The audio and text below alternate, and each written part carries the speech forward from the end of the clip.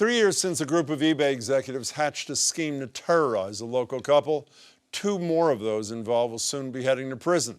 But that's nowhere near enough for the couple who were inundated with anonymous packages, including a box of live spiders, a funeral wreath, stalked and threatened on multiple occasions. We'll hear directly from them in a minute, but first, a little backstory on just some of what they endured and what led up to it. Back in 2019, David and Ina Steiner of Natick published some stories in their e-commerce newsletter that were critical of eBay. So in response, a bunch of top eBay types dreamed up a targeted campaign to make their lives miserable. The couple started getting anonymous threatening messages. On top of the items I listed above, they're sent a bloody pig mask, a mask from the movie Saw worn right before a killing, a book on surviving the death of a spouse, and live cockroaches. Their address was posted on Craigslist, inviting strangers to their home for a group sex party. And then 3 people, including the 2 who were just sentenced to prison, flew from California to Natick, at one point driving an unmarked van behind David as he went around town and trying unsuccessfully to install a GPS monitor on the couple's car. The Steiners reported it all to the police, who referred it to the FBI, resulting in the latest prison sentences, almost 5 years for former Senior Director of Safety and Security James Braude, 2 years for former executive David Harville. Another co-conspirator was sent to prison last year as well, and 4 others who pled guilty are awaiting sentencing. But the Steiners say the plot against them came from the top, and that the company, its former CEO and his deputy, should all be held responsible. To that end, the Steiners did file a lawsuit against all of them, which is ongoing. David and Ina Steiner join me now, along with our lawyer, Rosemary Scapicchio, who I'm sure you remember as the defense attorney for Sean Ellis, as well as other Steiners. It's good to meet you. And Rosemary, thanks for being here. Can we start with you? I have followed the Globe reporting, the other reporting, as closely as one possibly can. And the thing that's not clear to me, what did the Steiners do that would provoke any response, much less a response like I just described? The only thing I ever saw was they said the CEO makes 152 times what the average employee makes, which, by the way, is nowhere near what the average CEO makes in this country. What provoked this? I don't know. That's why we filed the civil lawsuit. The Steiners want answers. They want to know, why did they get harassed? Why did they choose them? And we just don't know the answers to that question. We were hopeful that the criminal trial might bring out some of those answers, but now that everyone has pled, the onus is on us to in the civil suit to try to get those answers. I know. What's the worst thing you ever said about eBay or anybody in eBay? Well, first you have to understand that when I write about eBay, I'm writing for sellers on eBay and on Amazon and elsewhere. And so my task, as I see it as a reporter, is not to bring down the company. It's to help sellers succeed on any marketplace they sell.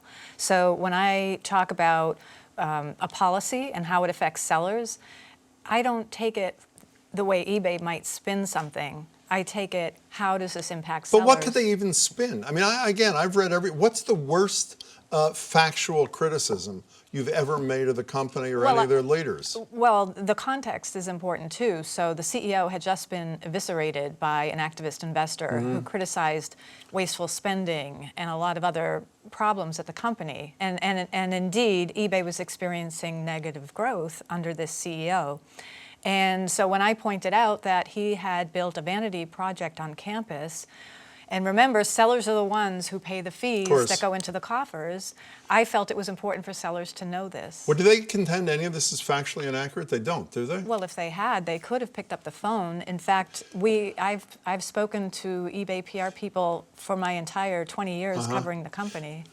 What was life like? First of all, when this first started, who did you think was behind this? We had no idea. Life was a nightmare. It was 3 weeks of hell. And you're having a hard time even talking about it this far removed from this. What was life like? I mean, what was every day like once this, and it really is terrorism, it's corporate terrorism. What was it like once it started? It built. Every day was another disturbance, another incident, another police cruiser in front of our house. It was horrific. Did you worry you were going to be killed? Yes. Did you really? I saw David pull out of the driveway with our 81-year-old friend, and we had just installed a new security camera, and I saw a black van that I had seen earlier in the day follow him, and I was convinced they were going to follow him to our friend's house, and attack him physically. I was terrified that they were going to break into our home. Did you? I read that you slept in separate bedrooms once. Is that true? David slept in the front bedroom to keep an eye on the front door. I slept in the back bedroom, and we thought if somebody did break into our home, That they'd only get one of you? right, that the other would have a chance. That one would have a chance to call, escape. to run.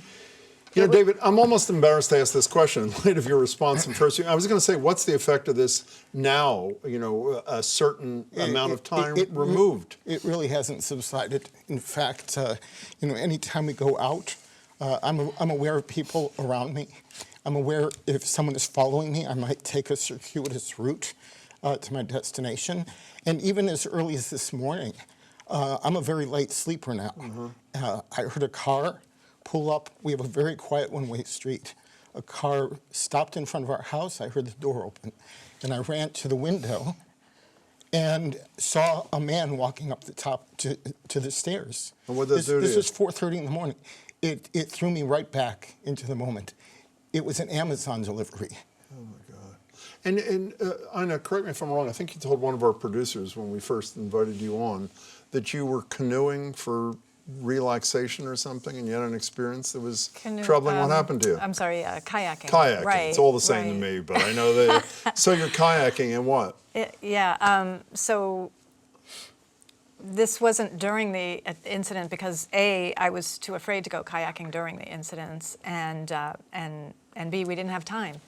But afterwards, when the law enforcement said, we know who this is, the first time I went kayaking and David was on shore, you know, I saw an elderly woman with a video camera, and once I got into the water, she had binoculars, and I spent about 5 minutes and I came back on shore because I was terrified. And it's also depressed. I mean, we are really depressed because our life is different now, and it's hard to see what's ahead in the future. We just don't know. I want to talk about the future in a minute. So you filed this civil suit on their behalf. What are you looking for, and who's it against? It is against eBay, Devin Wennick, Steve Weimer. They were the C-suite people. And then all of the 7 defendants who the government charged. We frankly don't think the government went far enough in terms of what This they... is the U.S. Attorney's Office under Andrew Lelling is when this all started. This was under correct? Andrew Lelling, yes. Yeah. It was not under Rachel Rollins. I don't think there's any dispute, tell me if I'm wrong, that Wennig, who was the CEO, did say to an associate, quote, take her down. That's correct. Her being Ina. What do they say? I mean, that's pretty common parlance, a pretty scary thing. What do they suggest take her down means? You know, I don't know what they think it means, but when you're talking to the director of security, who has the background that Barr has in this case. The guy who's just sentenced to 57 months. And you've just told him through your legal department that there's nothing more legally you can do. When you use the words take her down, they have specific meaning. And according to Barr, he understood that directive that came through Weimer to come directly from Wennick and to mean do whatever it takes. He said that explicitly. It's not your, No. he has said explicitly, but no, Boss said explicitly Yes. that he got it from the top boys, He did. correct? He got it from Weimer, who got it from Wennick. We Yes. reached out to Wennig's lawyer on Friday, and let me just tell people what he said. He said, Mr. Wennig, they sent us a statement, had absolutely zero knowledge of the actions of Mr. Baugh and others, as was fully confirmed by an independent investigation by an outside law firm, by eBay itself, and by individuals who were involved. Mr. Wennig never knew, counseled, nor approved any of the conduct that's the subject of the criminal case. Had he known, he would have immediately taken steps to stop it. What's your reaction, and what's this independent investigation? Well, the independent investigation was paid for by eBay. So they hired their own company to do their own investigation. And they interviewed a number of witnesses and still didn't turn those interviews over to the U.S. Attorney's Office. We don't have Wennig's interview with his company. They never turned that over. We don't have Jones' interview. They never turned that over. Instead, what the government was satisfied with, which is what our concern is to get an oral report of what these individuals said. So if Wennig had nothing to do with it, give us your statement. To be clear here, we said before a minute ago, this started under Andrew Lelling, who's the prior U.S. attorney. Obviously, Rachel Rollins is there now. Have you had discussions with her about those who were not prosecuted, who you believe should be? No. Why not? Because I'm in the civil case, not in the criminal case. And so to me, I have to keep a very separate stance between what's happening in the criminal case and what's happening in the civil case. I represent the Steiners in the civil case, and they're supposed to be, representing the victims in the criminal case. And if the evidence is there, which we suggest it is, and they know about it, then they should do something about it. But that's not, my role isn't that. When I criticize the criminal investigation, I criticize it because of the way in which corporations are allowed to interact with the U.S. government. What do you mean by that? So when eBay found out that they were the target of this investigation, they were allowed to put together a PowerPoint presentation with a bunch of lawyers that all charge $1 million an hour and go into the U.S. Attorney's Office and make a presentation for all the reasons you shouldn't indict us as a company and any of our C-suite people. We'll give you these 7 because we say these are the ones who did it and they're rogue employees. And the U.S. Attorney's Office doesn't allow people that are, the black and brown people that I represent for the most part, to ever go in and Do you ever have any of those kind of meetings with your clients? I have never, in the 30 years that I've had, never had a meeting where they've allowed me to say, don't charge my client, charge this one. I know. Is there any satisfaction for at least some of these characters going to jail, or do you see it as just an incomplete mission? It would be unthinkable to know that, we didn't know who it was and if they didn't end up where they are, but it's not closure. And I really want to see people scrutinize other companies and other security divisions within those companies. It's funny. We're going to get to that in just one Sorry. second. No, not sorry at all. I'm glad you brought it up. So do you see a future where you're free of this nightmare, or Not do you yet. not? Not yet. Well, finish. I'm sorry, David. No, what would be closure is to see real justice done. What is real justice? What would that mean? Real justice is to make the company accountable and to make everybody that was involved, either overtly or tacitly involved in this, accountable. Does this affect the quality of your work?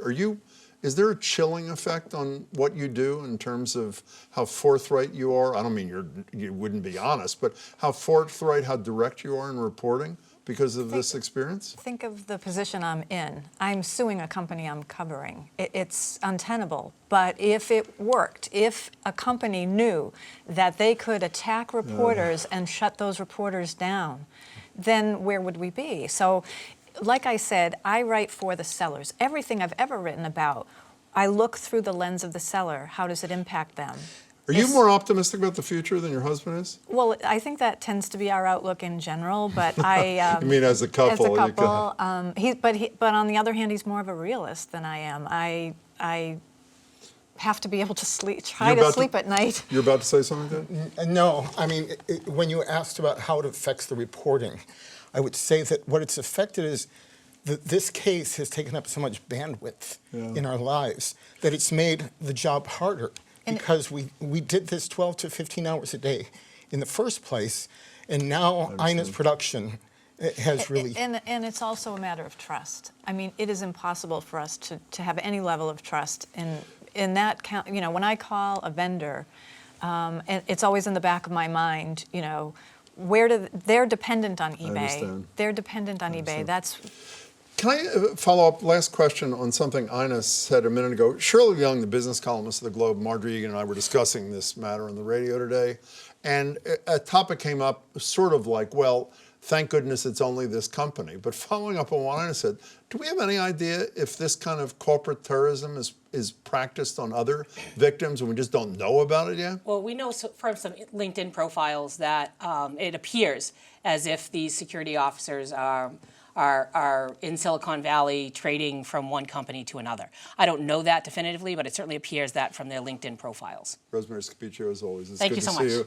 you. Ina, good to meet you. I wish you you, both Jim. luck. David, thank you so much as well. Thank you.